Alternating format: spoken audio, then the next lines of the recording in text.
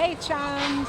Greetings from Universal Orlando. So today, while we're hanging out at Universal, we have a reservation over here at Lombard Seafood Grill, which we have eaten at a really long time ago before we even had a vlog. So I'm excited to eat there again. So yeah, I remember it being pretty good. Yeah. All right, let's go get seated. We are checked in and hanging out in the lobby right now, and this is so cool. This looks like that glass tiling and a really ornate check-in desk. And then over here, there's these really cool sculptures of these fish. This restaurant's beautiful. It's just so cool looking. And I'm a big fan of filigree, and the filigree staircase is just awesome. We are all seated. We already ordered. They're still doing the QR code thing that you have to do with your phone, which is fine. And I mean, I ate here years ago, and it was before I was even eating gluten-free, so I don't even remember it anymore. But the theming to this restaurant is, this is supposed to be Fisherman's Wharf, and you see that there's this aquarium that's inside of here, like in the center, and you can tell by the decor over here, so that this is supposed to be themed to Fisherman's Wharf, and it's pretty cool. And you have a nice little view outside over here. For a starter, I decided to get the New England clam chowder. I believe I did have this last time I was here, which was the only other time I was here, and I remembered it being delicious. I added some oyster crackers in there, and they actually put bacon in theirs. I think that's what makes it special. Let's try this.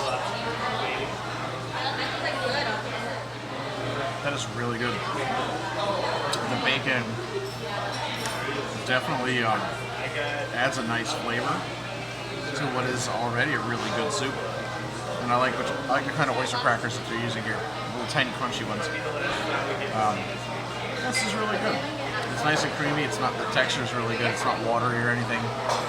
It's not overly thick, which would mean too much flour. This is very good. So for my appetizer, they made me a side Caesar. This is not on the menu, but they can make you a side Caesar. To make this modified to be gluten-free, they did not put any croutons, but we just have the dressing and the cheese. I'm actually going to add some pepper to this because I like pepper with my Caesar. There we go. Alright, so the big test with the Caesar is if the dressing is good. If the dressing's not good, you don't have a good Caesar. Hopefully this dressing's good. I remember it being good from years ago, but things can change. It's good. I feel like it needs more dressing though, that maybe it's a little bit dry. Because I can kind of taste the Caesar dressing, but it's not very strong. So, I mean, it does taste good. I think it just needs more dressing. My entree is here, which is the catch of the day. I went with swordfish. You get some different options with catch of the day, and it rotates daily, obviously. And we have this we have swordfish, and this comes with an orzo with sweet peppers and corn. And we got a little grilled lemon here too, and edible flowers. All right, it smells good. I'm gonna take a bite without lemon, adding lemon to it first. Let's check it out. That blackened seasoning is so good. The fish is perfectly cooked, and there's like a butter sauce on there that is absolutely fantastic. That's delicious.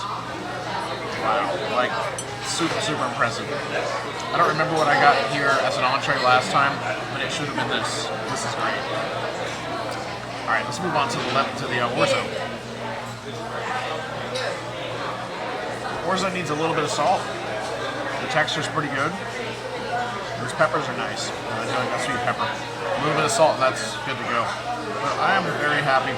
I think the fish more than makes up for that. I too ordered the catch of the day. I mean, we're at a seafood restaurant, so you might as well. This is what the dish looks like when they've modified it for food allergies. So instead of that orzo, they gave me some broccoli. And instead of, what fish did you get? Swordfish. Swordfish. So this is sea bass. I have a different fish that I ordered. You have a couple different options like Adam said, so this was one of them. Let me give this a little bit of lemon. They also had to omit the sauce because unfortunately the sauce also has gluten in it, but that's okay. Let's give this a taste. I love it. This is very good. I forgot how much I like sea bass. It has such like a, I don't know, almost like a buttery taste to it. It's so good. I love it. So good. And let's see what we got going on here with the broccoli. Hopefully they did put some seasoning on it. I kind of hate when places don't, like gluten-free, not taste-free. All right, that broccoli definitely needs some spice. It needs some salt and pepper.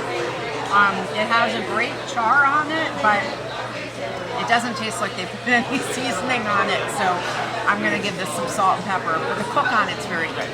So this is our first time back at Lombard's in years. Our first time here since we've had this vlog.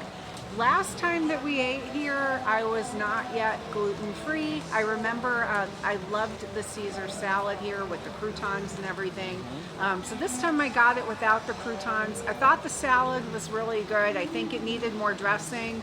As far as my fish, that was delicious. That was really good. I think that if you're gluten-free and you're coming to Universal and you want a sit-down experience, that this is a really good choice. Oh yeah. Because they can work with you. Yeah, and I will say the quality of the food was really good.